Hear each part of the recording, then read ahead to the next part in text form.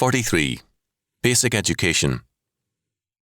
Education must be in the basics of life, or else it is miseducation and impoverishment. The three fundamental areas are, first, religious education. Since the triune God is the creator and the most important fact of life, because he is life, John 14:6, to neglect him in our schools is to educate for ignorance. Second, the family is the central and basic institution on earth. It is our first school, church, vocation, government, and much, much more. To be ignorant of the importance of the family is to be educated as a fool. Our fundamental human relationship is all-important to our personal and national well-being. Its neglect is criminal. Third, education must emphasize the basic learning skills. Those skills and knowledge are the tools of everyday life.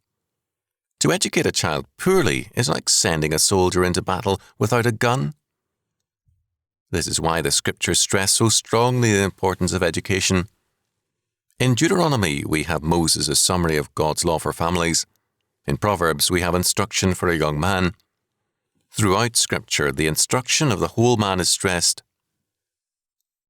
If we want to perish as a nation, we can do so easily by neglecting basic education. This is, in fact, what many are doing. We are producing an unfit generation of drugged youth who are stumbling through life towards death. This must be what we want, because too many of us work for it and pay for it.